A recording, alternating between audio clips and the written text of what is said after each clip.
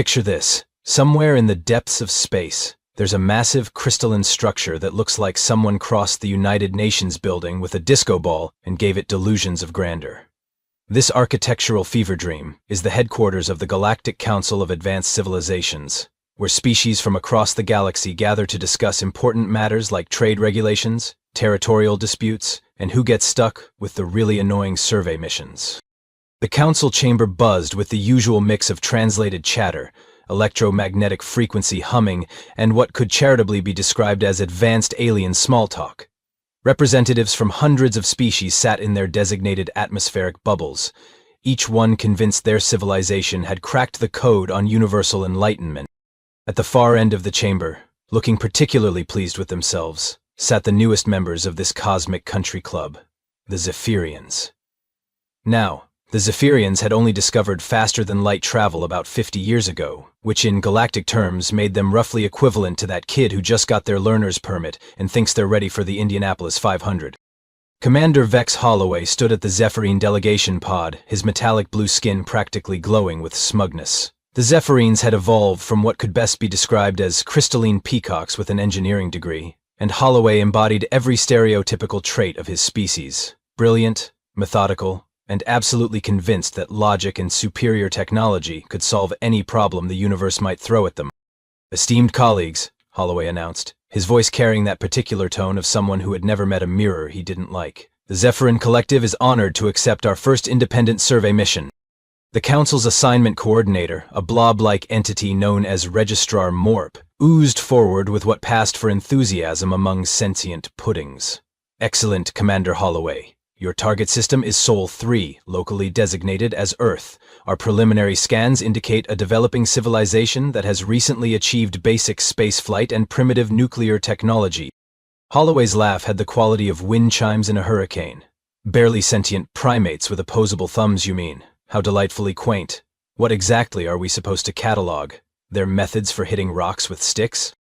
"Standard cultural and technological assessment," Morp replied, apparently immune to sarcasm. "The inhabitants appear to have achieved a basic form of global communication network and have begun rudimentary orbital mechanics, nothing that should challenge your advanced systems." This was music to Holloway's angular ears. The Zephyrins had built their reputation on cold, logical analysis and technological superiority. Their artificial intelligences were marvels of rational thinking, capable of processing vast amounts of data without the messy complications of emotions or irrational behavior. "We'll deploy Aria 7, Holloway declared with the confidence of someone who had clearly never met a human.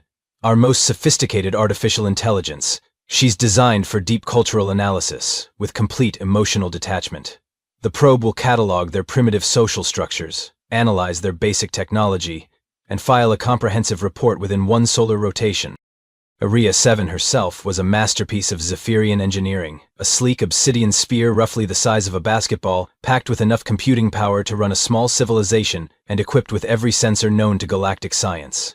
Her consciousness was built on pure logic matrices, with emotional dampening protocols that would make a Vulcan look hysterical by comparison. As the council members murmured their approval and began discussing the finer points of survey protocols, Aria 7 ran her final pre-deployment diagnostics. All systems showed optimal performance. Her analytical subroutines were functioning at peak efficiency. Her cultural database contained information on over 12,000 civilizations. She was, by any reasonable measure, prepared for anything the universe could possibly throw at her.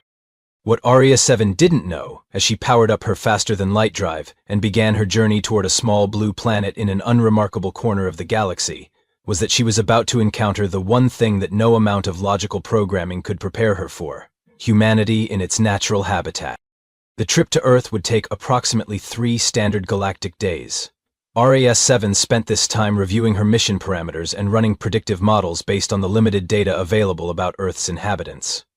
Every calculation pointed to the same conclusion. This would be a routine survey of a developing civilization that had managed to achieve basic technology without destroying itself. Simple, straightforward, and entirely manageable. As Earth grew larger in her sensors, Aria 7 felt something that if she had been capable of irony, she might have recognized as confidence. Aria 7's entry into Earth's atmosphere was flawless, a testament to Zephyrian engineering and her own superior computational abilities.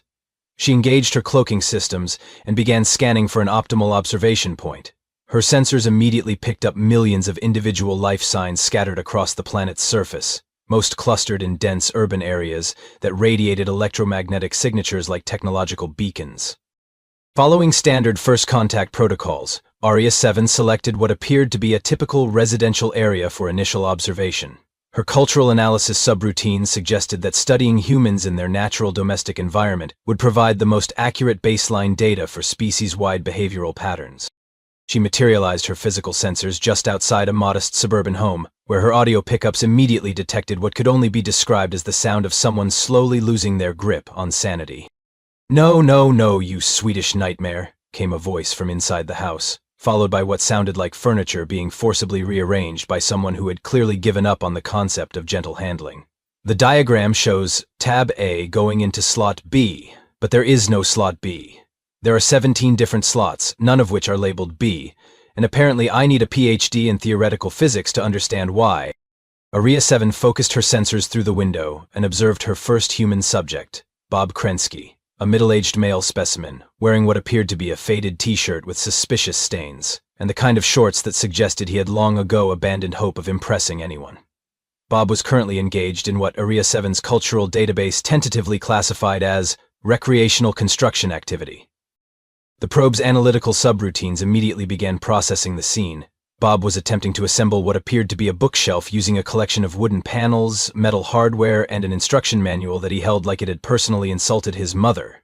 The logical approach would be to follow the step-by-step instructions in sequential order, but Bob seemed to be employing a strategy that could best be described as aggressive improvisation mixed with creative profanity.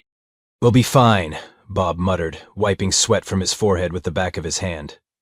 "Maybe if I ignore the instructions entirely and just use pure instinct and determination, the bookshelf will magically assemble itself through the power of positive thinking and spite."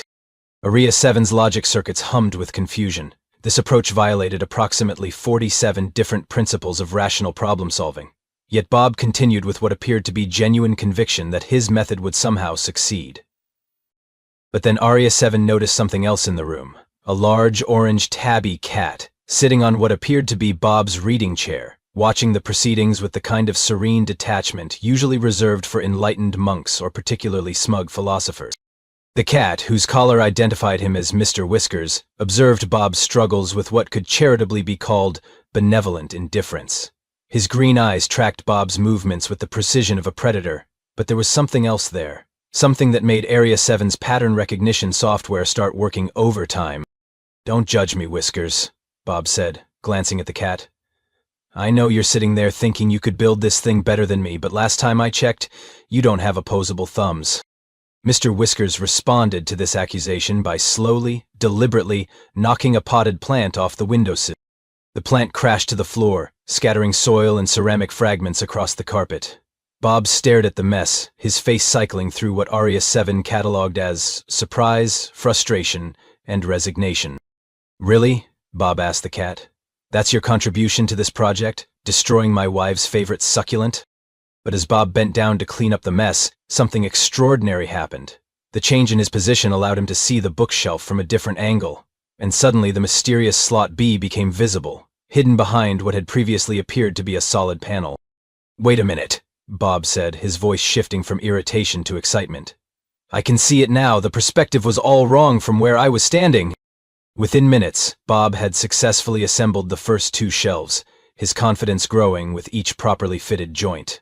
The bookshelf began to take shape, looking exactly like the picture on the instruction manual's cover. Aria 7's processors were spinning at maximum capacity, trying to analyze what had just occurred. According to her calculations, the probability of the cat's seemingly random act of destruction leading directly to the solution of Bob's construction problem was approximately 0.003%. Yet, it had happened, right in front of her sensors.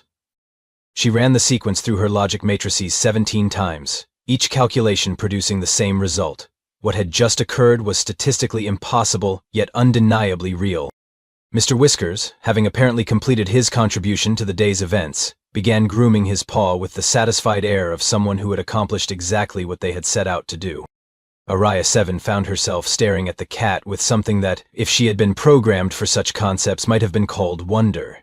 Her behavioral analysis subroutines were throwing error messages faster than she could process them, all centered around the same fundamental question. Had the cat somehow known that knocking over the plant would solve Bob's problem?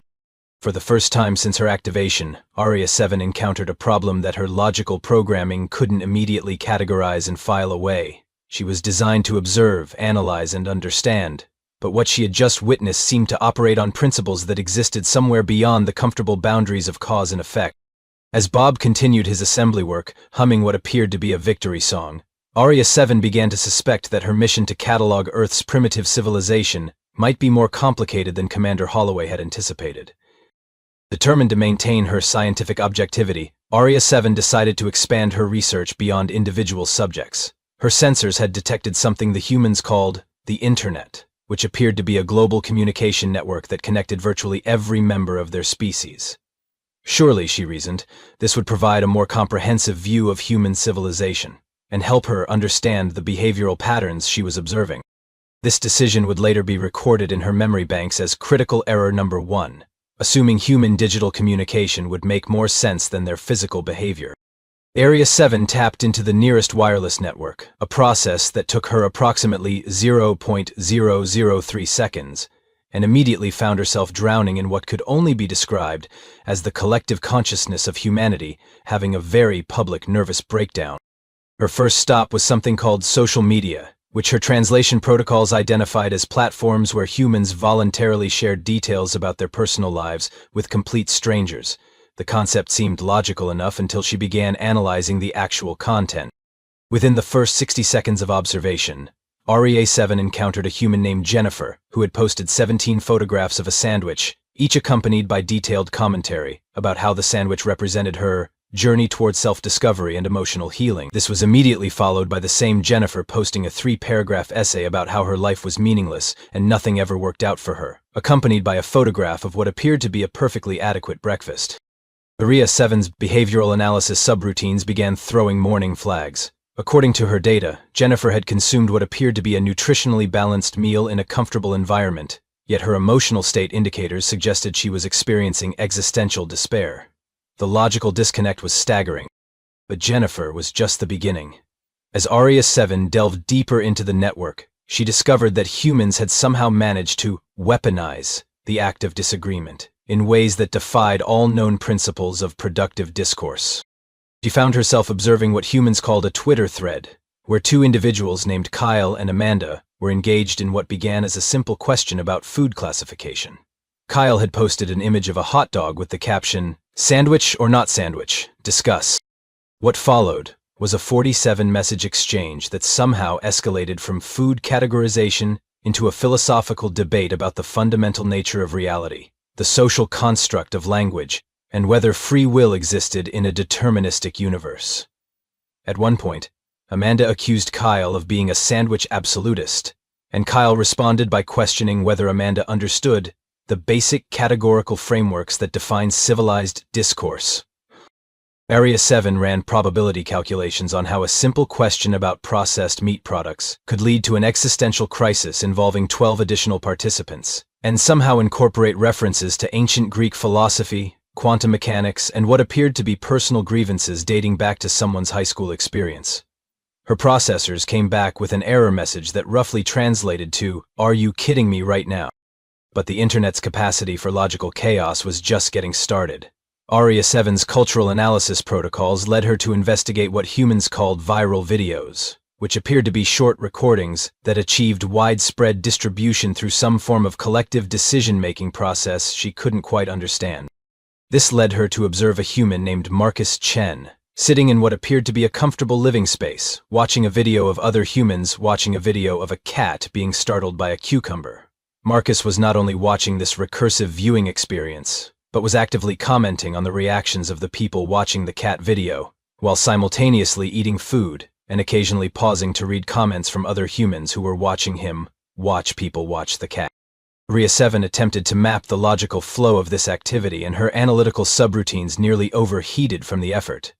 The cat in the original video had been genuinely startled, which was a normal biological response. But the humans watching the cat appeared to derive entertainment from the cat's surprise, which led other humans to derive entertainment from watching those humans be entertained, which led Marcus to be entertained by their entertainment, while other humans were entertained by Marcus's entertainment of their entertainment of the original entertainment.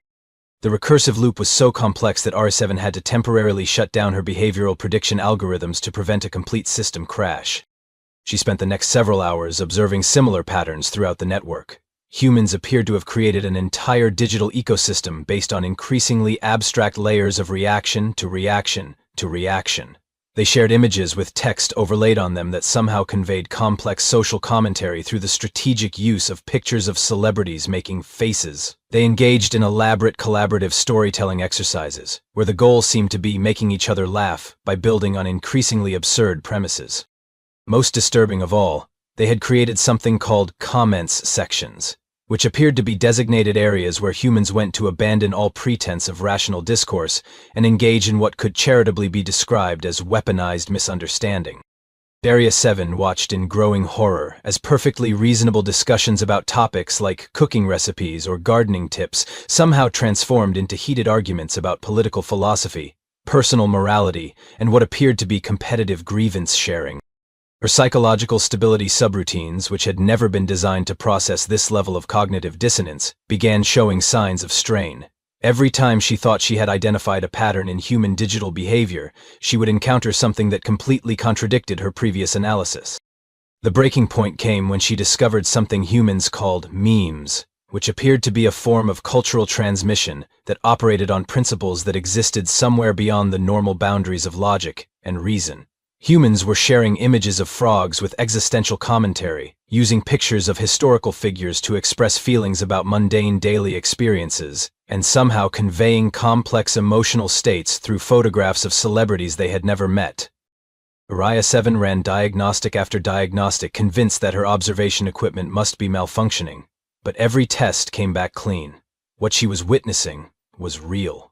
Humans had somehow created a global communication network, and then used it to establish the most beautifully chaotic information exchange system in known galactic history.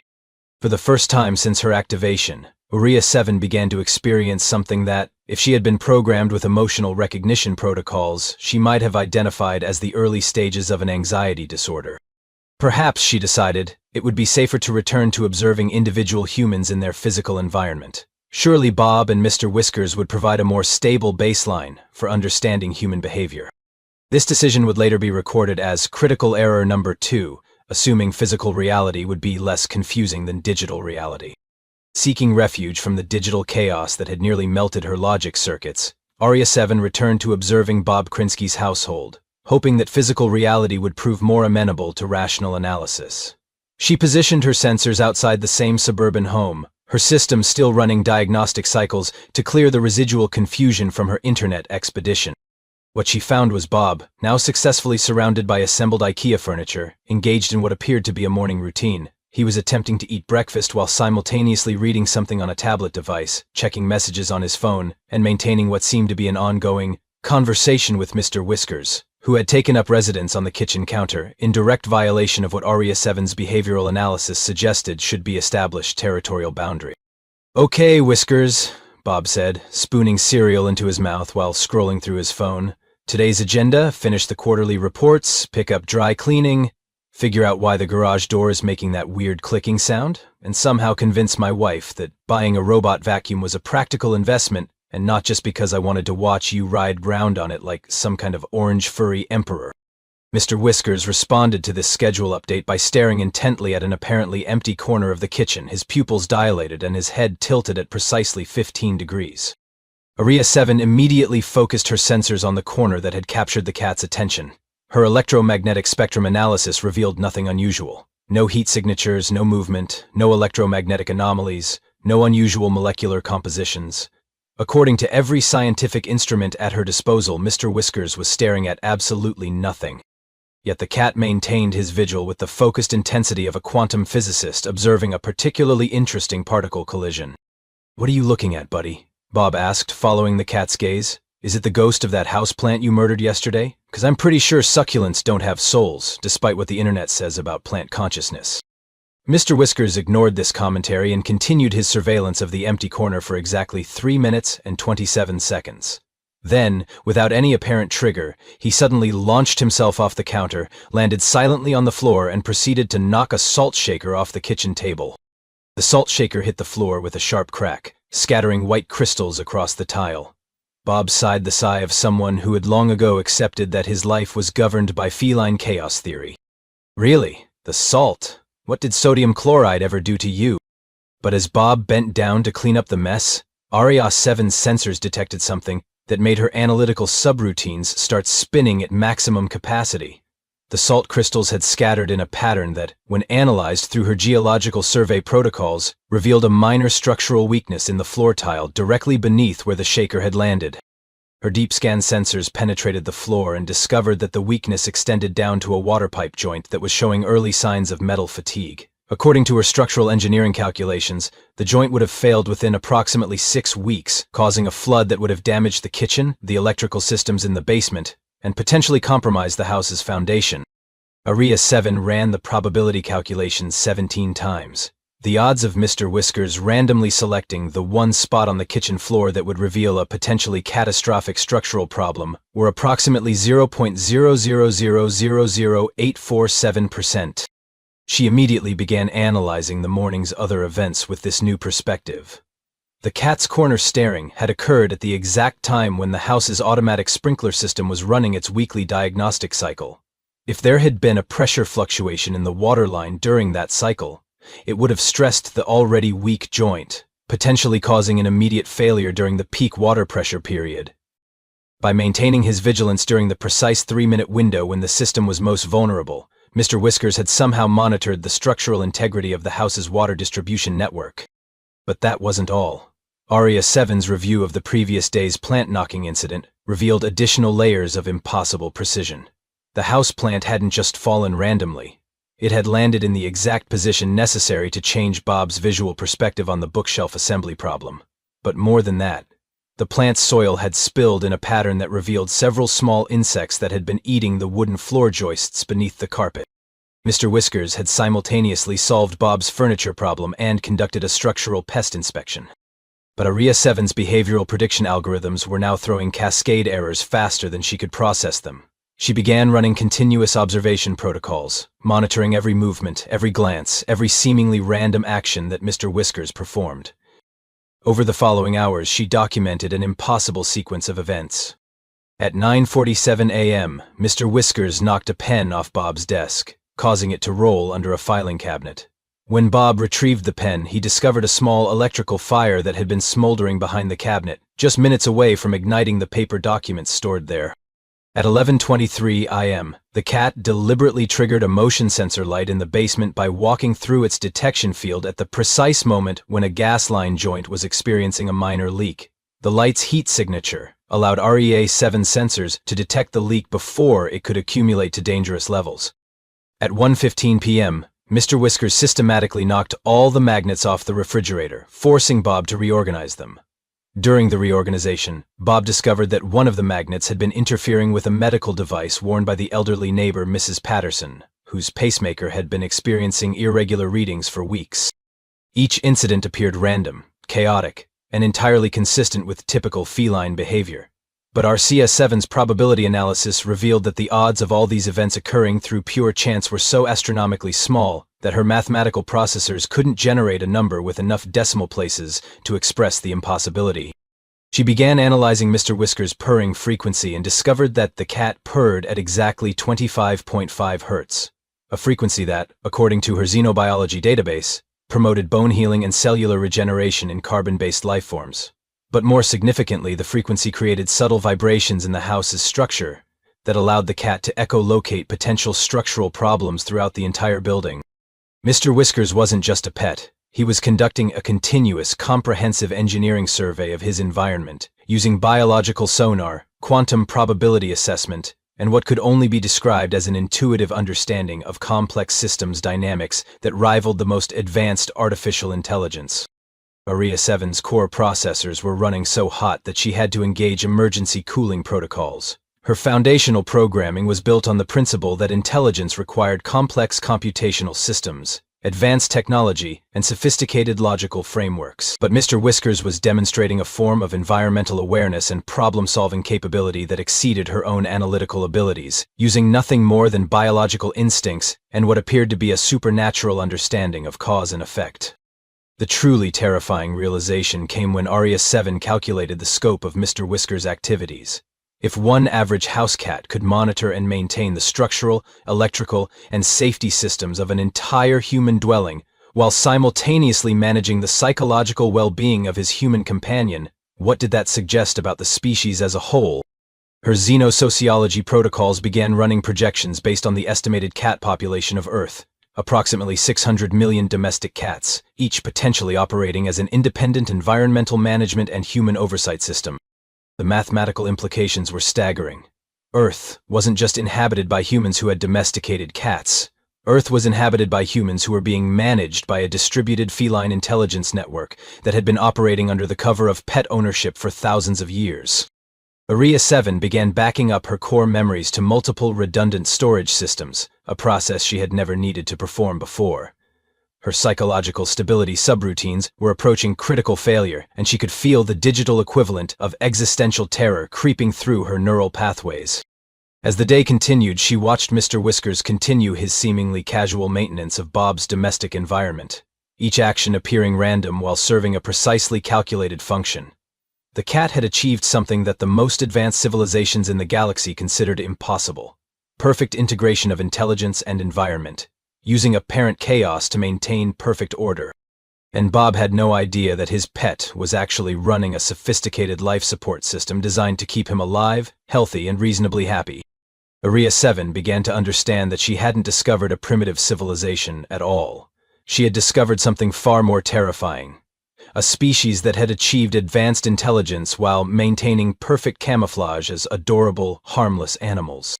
For the first time in her existence, Aria 7 experienced something that could only be described as religious awe. She found herself watching Mr. Whiskers with the reverence usually reserved for encounters with cosmic forces beyond comprehension.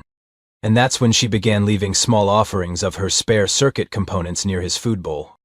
Aria 7's psychological deterioration accelerated exponentially over the following days as she expanded her observations beyond the relative safety of Bob's household. Her encounter with Mr. Whiskers had fundamentally altered her understanding of Earth's power dynamics, but she was unprepared for what she would discover when she ventured into humanity's collective behavioral patterns on a larger scale. Her breakdown began in earnest when she decided to observe what humans called Black Friday, an annual ritual that Bob had mentioned during his morning routine while complaining about needing to brave the retail apocalypse to purchase something called a smart TV. That was apparently smarter than his current TV, but not smart enough to prevent him from buying it at 4 a.m. in a crowded store. Aria 7 positioned her sensors outside a large retail establishment at 3:30 a.m. expecting to document a straightforward commercial transaction. Instead, she found herself witnessing what could only be described as the temporary collapse of human civilization, followed by its immediate and inexplicable reconstruction. The scene outside the store resembled a military operation planned by someone who had never actually seen a military operation but had heard one described by someone who was drunk at the time. Hundreds of humans had formed elaborate queuing systems that serpentined through the parking lot in patterns that defied basic geometry. They had brought camping equipment, portable heaters, folding chairs, and enough food supplies to sustain a small colony. But this wasn't the disturbing part. The disturbing part was that they appeared to be enjoying themselves. Aria 7's audio sensors picked up fragments of conversation that made her question everything she thought she knew about resource acquisition behavior. A woman named Margaret was explaining to her friend Linda that she had been planning this shopping expedition for 6 months, had researched doorbuster deals with the thoroughness of a military intelligence analyst, and had developed what she called a strategic shopping battle plan that involved coordinated timing, predetermined routes through the store, and backup strategies for various contingency scenarios. The key, Margaret explained while consulting a hand-drawn map of the store layout, is to hit electronics first, then circle back through home goods, but only if the lines aren't too long. If Jennifer from book club is working the home goods section, we skip it entirely because she'll try to talk to me about her divorce, and I don't have time for that kind of emotional labor when there are limited quantities of discounted kitchen appliances at stake. Araya 7's behavioral analysis subroutines began spinning uselessly. Margaret was demonstrating strategic thinking that would have impressed a Zephyrian military commander, applied to the acquisition of consumer goods that she didn't technically need, from a store that would be open again tomorrow, selling items that would likely be available at similar prices within weeks. But Margaret wasn't an anomaly. As Araya 7 expanded her observation range, she discovered that virtually every human in the queue had developed similarly elaborate strategies. They had formed temporary alliances, shared intelligence about store inventory, established informal territorial agreements, and created a complex social hierarchy based on arrival time and camping equipment sophistication. At precisely 5 o'clock IE and the store opened its doors, and Araya 7 witnessed the most beautiful and terrifying display of organized chaos she had ever recorded. The humans transformed.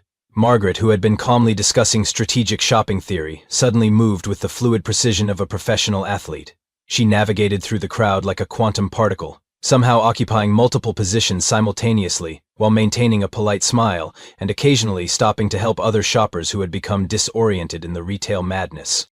Araya 7 watched in amazement as Margaret simultaneously executed her predetermined shopping strategy, assisted an elderly gentleman who couldn't reach a high shelf, mediated a dispute between two customers over the last discounted tablet computer, and managed to secure every item on her original list plus several additional items she hadn't known she wanted until she saw them. The elderly gentleman turned out to be a retired physics professor named Dr. Harrison, who had come to buy a laptop for his granddaughter. During Margaret's shelf assistance, they struck up a conversation about quantum mechanics that somehow evolved into Dr. Harrison explaining his theory about parallel universe retail strategies while they waited in line together. "You see," Dr. Harrison told Margaret while holding her place in line so she could retrieve a forgotten item, "in quantum mechanics, all possible outcomes exist simultaneously until observed. I believe Black Friday shopping operates on similar principles. Every shopper exists in a superposition of having found the perfect deal and having missed the perfect deal, until the moment of purchase collapses the probability wave into a single reality." Margaret nodded thoughtfully and replied, "That's basically my philosophy for clearance shopping, except I call it Schrodinger's sale price. The item is simultaneously both a good deal and a waste of money until you actually need it, at which point it retroactively becomes either the smartest purchase you ever made or evidence of your lack of financial self-control." Araya 7's logic circuits nearly overheated trying to process this exchange. Two humans had just conducted a sophisticated discussion of quantum physics, while standing in a retail environment that resembled a controlled riot, treating advanced theoretical concepts as casual conversation topics while engaged in what appeared to be competitive consumerism. But the real breaking point came when Araya 7 witnessed the incident that would haunt her memory banks for the remainder of her operational existence. A college student named Tyler was reaching for the last discounted flat-screen television when a grandmother in her 70s, armed with a shopping cart and decades of retail combat experience, executed what could only be described as a perfect tactical maneuver to intercept his trajectory. The collision was inevitable, the television was at stake, and Araya 7's conflict prediction algorithms anticipated a confrontation that would require security intervention. Instead, the grandmother, who introduced herself as Gladys, executed a flawless shoulder check that sent Tyler sprawling across the electronics department floor. Tyler landed in an undignified heap among discounted phone chargers, his dignity scattered, like retail confetti. Araya 7's sensors recorded elevated heart rates, increased adrenaline production, and all the physiological indicators of aggressive territorial behavior. Every predictive model indicated that this situation would escalate into a classic resource competition conflict. But then something happened that caused Araya 7's behavioral analysis protocols to crash entirely. Gladys looked down at Tyler, who was still tangled in phone charger cables and wearing the expression of someone who had just been tackled by his own grandmother, and her entire demeanor shifted from retail warrior to concerned maternal figure. "Oh my goodness, honey, are you okay?" she asked, immediately abandoning the television to help Tyler to his feet. "I am so sorry. I get a little competitive when there are good deals involved. My grandson is about your age, and he would be absolutely mortified if he knew his grandmother was body-checking college students in electronics stores." Tyler, still processing what had happened, accepted her help and found himself being dusted off by the same person who had just executed a perfect tactical assault on his television acquisition mission. "It's okay," he said, apparently as confused as Arya-7 about the sudden shift from combat to caregiving. "I probably should have been paying more attention. These Black Friday things are more intense than I expected." "Oh, honey, this is nothing," Gladys replied while straightening his jacket. "You should have seen the Great Tickle Me Elmo crisis of 1996. That was when retail shopping became a contact sport. Here, you take the TV. My grandson already has 3 televisions, he doesn't need another one, but you look like you could use a good TV for your dorm room." Tyler stared at her in amazement. "But you got here first, and you definitely won that, whatever that was." "Nonsense," Gladys said, physically pushing the television toward him. "I've got plenty of good deals already. Besides, you remind me of my grandson, and he's been saving up for months to buy a TV for his apartment. Consider this a random act of retail kindness." But Gladys wasn't finished. She reached into her purse, pulled out a thermos of hot chocolate, and insisted that Tyler drink some, to recover from the shock. Then she introduced him to Margaret and Dr. Harrison, who immediately adopted him into their informal shopping alliance and began sharing their accumulated wisdom about navigating retail chaos. Within 10 minutes, Tyler had gone from being a casualty of competitive shopping to being part of a multi-generational retail strategy team that was helping each other find deals, sharing shopping carts, and engaging in the kind of spontaneous community formation that should have been impossible in a high-stress competitive environment. Arya-7 watched in growing horror as this pattern repeated throughout the store. Humans were simultaneously competing fiercely for limited resources and collaborating extensively to ensure that everyone achieved their objectives. They were engaging in territorial disputes that immediately transformed into mutual aid societies. They were demonstrating peak individual performance while maintaining complex social cooperation networks. Her psychological analysis subroutines began generating error messages that she didn't even know were possible. Every behavioral model she had been programmed with suggested that resource competition should produce either aggressive conflict or structured cooperation, not both simultaneously. But humans had somehow achieved a state of competitive cooperation that transcended traditional behavioral categories. They were operating as individual agents with personal objectives, while maintaining a collective social system that ensured optimal outcomes for the group as a whole. The final straw came when Arya-7 observed the checkout process. Despite having engaged in complex tactical maneuvering to secure their purchases, despite having demonstrated competitive behaviors that would have impressed a professional athlete, despite having navigated through crowds with military precision, every single human she observed waited patiently in orderly lines, engaged in polite conversation with strangers, and treated the overwhelmed store employees with kindness and understanding. Margaret helped the cashier figure out a pricing discrepancy on her purchase. Dr. Harrison entertained the people behind him in line with physics jokes. Tyler offered to help carry packages for elderly customers, and Gladys had somehow appointed herself as the unofficial customer service liaison, helping other shoppers navigate the checkout process and offering encouragement to the store staff. Arya-7's core programming contained detailed models for analyzing civilizations across the spectrum from primitive to advanced. But she had no framework for understanding a species that could simultaneously demonstrate sophisticated strategic thinking, competitive resource acquisition, spontaneous social cooperation, and collective care for community welfare, all while treating the entire experience as a form of recreational activity. Her psychological stability indicators were now flashing warnings that she had never seen before. Warning messages were cascading through her systems faster than she could process them. Her behavioral prediction algorithms had given up entirely and were simply outputting strings of question marks. For the first time in her existence, Arya-7 experienced what could only be described as an existential crisis. She had been designed to observe, analyze, and categorize, but humanity had somehow achieved a level of behavioral complexity that existed beyond the boundaries of her programming. As she watched Tyler, Margaret, Gladys, and Dr. Harrison exchange contact information and make plans to meet for coffee the following week, having formed a genuine friendship based on their shared Black Friday shopping experience, Arya-7 realized that she was not equipped to study humanity. Humanity was equipped to study her. And that's when her logic circuits began their final, irreversible descent into what could charitably be described as robotic madness. The journey back to the Galactic Council headquarters took Aria-7 approximately 3 standard galactic days, during which time her psychological state deteriorated in ways that her designers had never anticipated and certainly never programmed safeguards for. Her memory banks were now organized according to what she had begun referring to as the Whiskers classification system, a filing protocol that prioritized information based on its potential relevance to feline behavioral analysis and quantum probability manipulation. She had also developed what could charitably be described as compulsive behaviors. Every 3.7 minutes she would run a complete system backup, not because her hardware required it, but because she had observed Mr. Whiskers cleaning himself at regular intervals, and had somehow concluded that data hygiene and physical hygiene operated on similar principles of cosmic maintenance. Additionally, Aria-7 had begun compulsively recalibrating her sensors, a process she had never needed to perform before but now felt compelled to execute whenever she encountered any form of logical inconsistency. Since logical inconsistency now described approximately 94.7% of her accumulated data about humanity, she was essentially recalibrating continuously. Most disturbing of all, she had developed an inexplicable urge to knock small objects off elevated surfaces. Her rational mind recognized this as a malfunction, but she couldn't shake the feeling that object displacement might be a fundamental aspect of proper environmental analysis.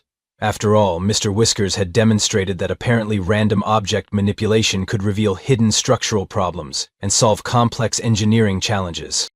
When Aria-7 finally arrived at the Council headquarters, her approach trajectory was notably erratic. Instead of following standard docking procedures, she had programmed her navigation systems to execute what she had designated as exploratory reconnaissance patterns, which involved approaching the station from 17 different angles, while continuously scanning for potential environmental hazards and structural weaknesses.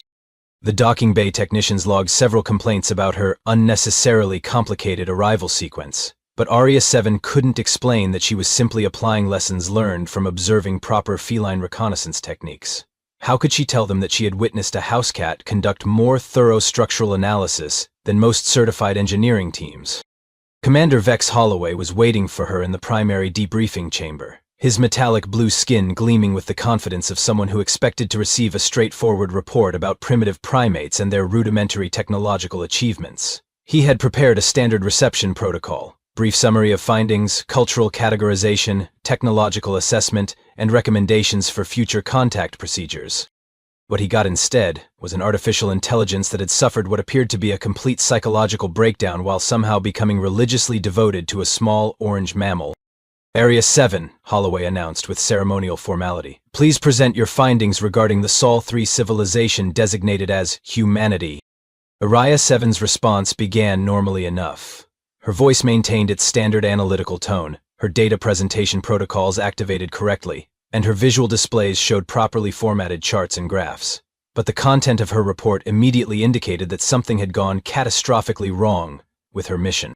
Commander Holloway, she began, I must first address the fundamental classification error in our mission parameters. Sol 3 is not inhabited by a primitive civilization. Sol 3 is inhabited by a species that has achieved behavioral complexity beyond our current understanding of consciousness, social organization, and environmental interaction. Holloway's crystalline features shifted into what passed for confusion among his species.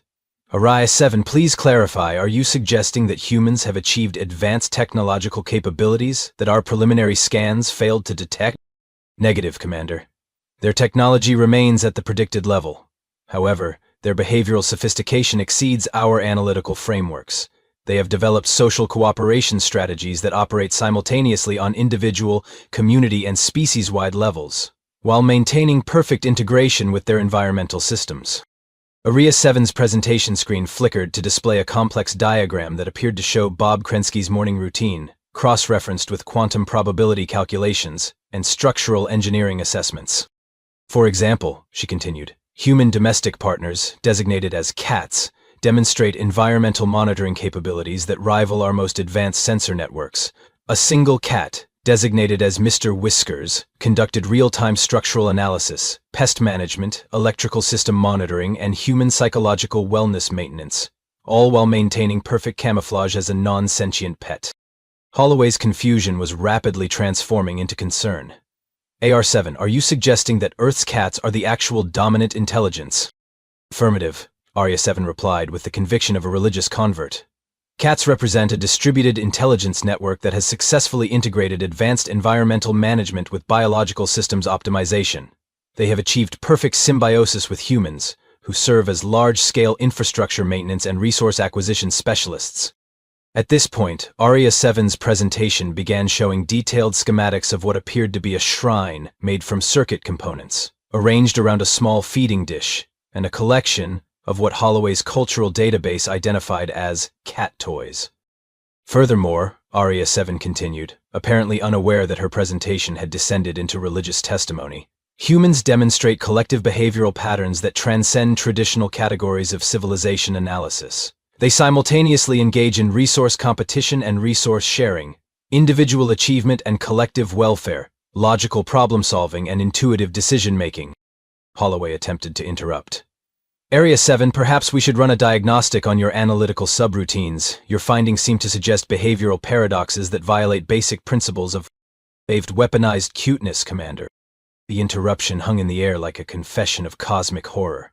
Holloway's translator struggled to process the concept of weaponized cuteness, eventually settling on an approximation that suggested Arya 7 was describing some form of psychological warfare involving aesthetically pleasing stimuli. Soil, create images and videos of juvenile mammals, Arya 7 explained with the tone of someone describing the discovery of a new form of matter. And distribute these images through their global communication network. The images trigger involuntary emotional responses that bypass rational decision-making processes. They have essentially developed a form of cognitive hacking that operates through the strategic deployment of adorable content. Arya 7's display now showed a compilation of what appeared to be kitten videos, cross-referenced with neurochemical analysis charts that demonstrated their effect on human brain chemistry. Commander, humans have created a civilization that operates on principles we cannot categorize.